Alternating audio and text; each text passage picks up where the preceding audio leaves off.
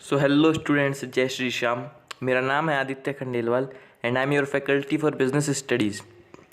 तो ये है lecture number 14, chapter number 2, forms of business organisations, business studies, class 11th।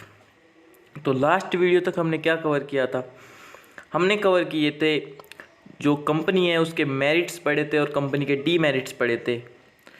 तो वो आपको समझ में आ गए होंगे, आई होप। तो आज के वीडियो में हम पढ़ेंगे टाइप्स ऑफ कंपनीज़। तो कंपनी कितने तरह की होती है? दो तरीके की होती है, प्राइवेट कंपनी और पब्लिक कंपनी। तो पढ़ते हैं private company. A private company means a company which, private company क्या होती है? एक ऐसी कंपनी जो restricts the rights of a member to transfer its shares, जो खुद के जो मेंबर होते हैं उसको रेस्ट्रिक्ट करती है, उसको रोकती है कि वो उसके शेयर ट्रांसफ़र कर पाए। जैसे हमने पढ़ा था ना कि शेयर ट्रांसफरेबल होते हैं। मान लीजिए कभी किसी को पैसे की ज़रूरत पड़ती है तो जिस आदमी ने कंपनी के शेयर खरीद रखे हैं वो किसी दूसरे आदमी को बेच सकता है। वैसे प्राइवेट कंपनी में नहीं होता। प्राइवेट कंपनी में जो शेयर होते हैं वो किसी और को ट्रांसफ़र नहीं किए जा सकते। B has a minimum of 2 and maximum of 200 member excluding the present and past employees. जो प्राइवेट कंपनी में पहली चीज़ क्या होती है कि रेस्ट्रिक्ट करता है right to transfer its shares. दूसरा क्या होता है, उसमें मिनिमम मेंबर कितने होते हैं? 2। पार्टनरशिप में जैसे मिनिमम कम से कम कितने मेंबर होने चाहिए? पार्टनर 2। वैसे जो प्राइवेट कंपनी है उसमें कम से कम कितने मेंबर होने चाहिए? 2। और ज़्यादा से ज़्यादा कितने हो सकते हैं? 200। मतलब कम से कम 2 मेंबर होने चाहिए, ज़्यादा से ज़्यादा 200 हो सकते हैं प्राइवेट कंपनी में। याद रखना, प्राइवेट कंपनी की पढ़ा रहा हूँ, प्राइवेट कंपनी में। और उस 200 में है ना, जो प्रेजेंट जो एम्प्लॉई है ना, एम्प्लॉई और मेंबर में फ़र्क होता है। एम्प्लॉई मतलब उधर जो काम करने वाले हैं उनको नहीं गिना जाएगा। और पास्ट एम्प्लॉयज़, पास्ट मतलब जो पहले नौकरी करते थे उस कंपनी में, उनको भी नहीं रखा जाएगा, उनको नहीं गिना जाएगा उन 200 में। वो क्या है? एम्प्लॉयज़ है। और सी क्या है? Does not invite public to subscribe its securities. और ये पब्लिक को अलाउ नहीं करती है प्राइवेट कंपनी अपने जो सिक्योरिटीज़ है उनको सब्सक्राइब करने के लिए। ना प्राइवेट कंपनी कभी पब्लिक को कोई इनवाइट करती है कि आइए हमारी सिक्योरिटीज़ को सब्सक्राइब कीजिए। ऐसा नहीं होता प्राइवेट कंपनी के केस में। It is necessary for a private company to use the private limited after its name. तो जैसा कि आपने सुना ही होगा कि प्राइवेट किसी के नाम के आगे लिखा हुआ रहता है प्राइवेट लिमिटेड। तो वो क्या होता है? प्राइवेट कंपनी को, जो कंपनी प्राइवेट है उसको अपने नाम के आखिर में प्राइवेट लिमिटेड वर्ड लिखना पड़ता है। ये कंपलसरी होता है कि वो उसके नाम के आखिर में प्राइवेट लिमिटेड वर्ड लिखे। If a private company contravenes any of the forced provisions, it ceases to be a private company and loses all the exemptions and privileges to which it is entitled। तो अगर एक private company जो होती है वो अगर किसी जो प्रोविज़न बने हुए हैं प्राइवेट कंपनी के लिए उन प्रोविज़न्स को तोड़ती है तो वो फिर प्राइवेट कंपनी नहीं कहलाएगी। और उसको जितने भी प्रिविलेजेस मिले हुए हैं और जितने भी एग्जेम्पशन मिले हैं प्राइवेट कंपनी के लिए वो सब ख़त्म हो जाएंगे वहीं पे, और वो प्राइवेट कंपनी का अधिकार लूज़ कर देगी वो कंपनी। फिर वो प्राइवेट कंपनी नहीं कहलाएगी अगर वो कोई भी प्राइवेट कंपनी से रिलेटेड प्रोविजंस का पालन नहीं करती है। तो the following are the some privileges of a private company, private limited company as against a public limited company.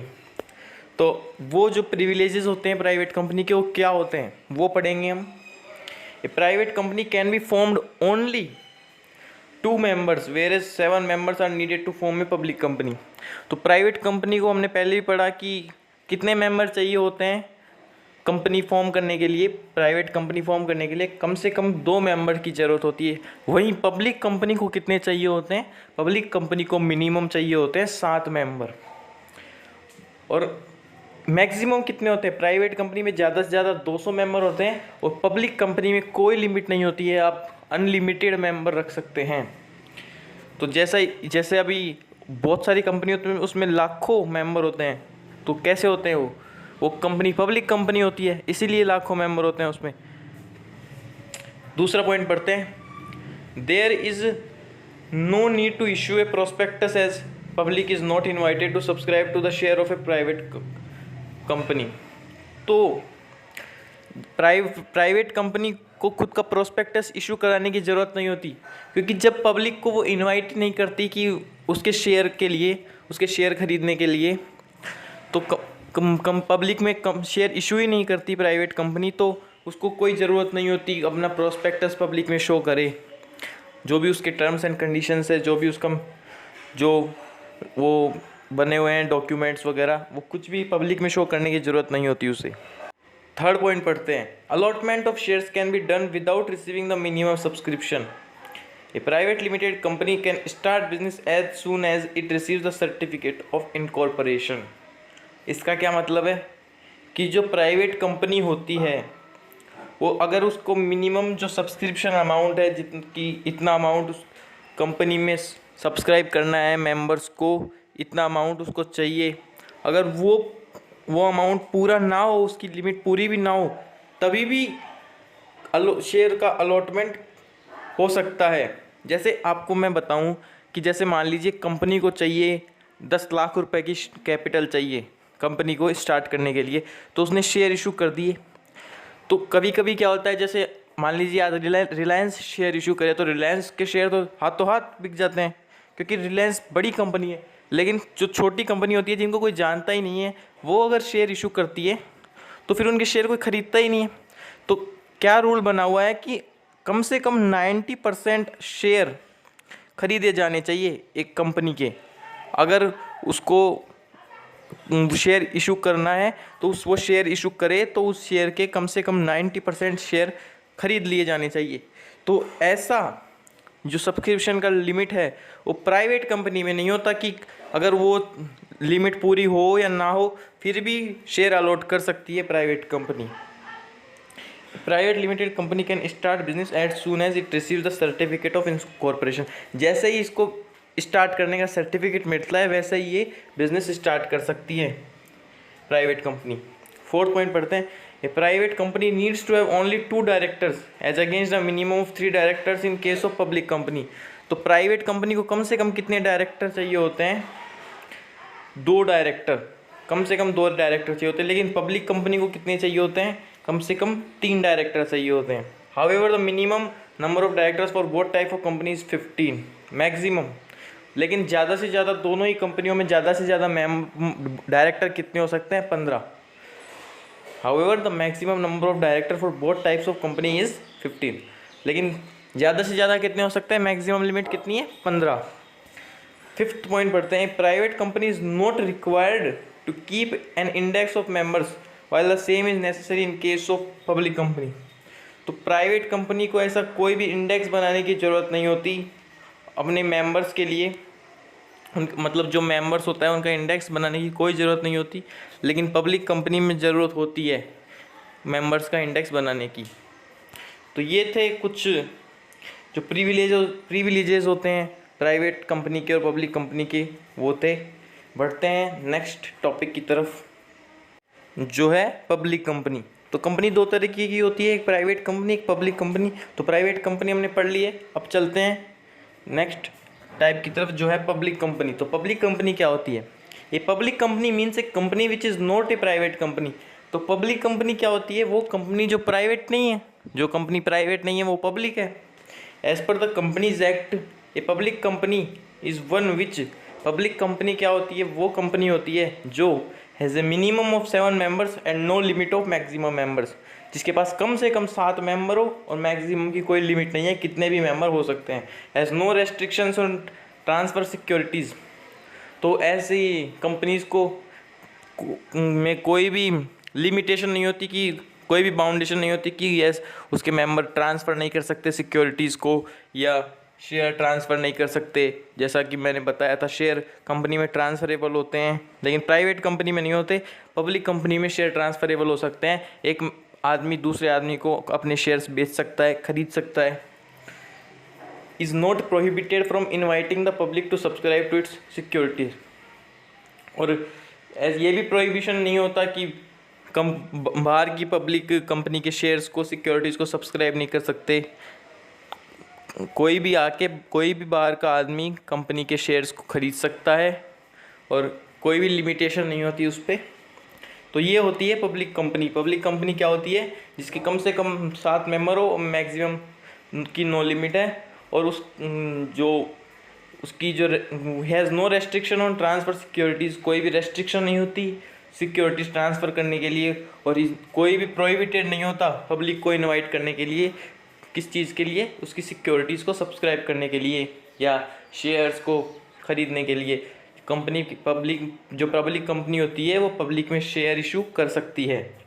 However private company which is a subsidiary of a public company is not treated as public company. लेकिन एक private company होती है जो अगर public company की subsidiary होती है तो उस प्राइवेट कंपनी को पब्लिक कंपनी नहीं बोला जाएगा। जैसे कभी कभी क्या होता है, मैं समझा दूँ आपको सब्सिडरी कंपनी क्या होती है। एक बड़ी कंपनी है तो अगर वो एक बड़ी कंपनी है, उसने अपनी 2-3 छोटी कंपनीज बना रखी है, तो जो ये बड़ी कंपनी है उसको हम क्या बोलेंगे? उसको बोलेंगे हम होल्डिंग कंपनी, क्योंकि वो इतनी सारी जो कंपनियां हैं उस पर अपना अधिकार रखती है। और सब्सिडरी कंपनी किसको बोलते हैं? सब्सिडरी कंपनी हम उसको बोलते हैं जिस पे कोई दूसरी बड़ी कंपनी अधिकार रखती है। तो वो जो छोटी छोटी कंपनीज हैं उसको हम क्या बोलेंगे? Subsidiary company. इन सब्सिडरी कंपनी क्या होती है? जिसके 50% शेयर, जो 50% टोटल वोटिंग पावर है, जो वो किसके पास होती है? किसी बड़ी कंपनी के पास होती है।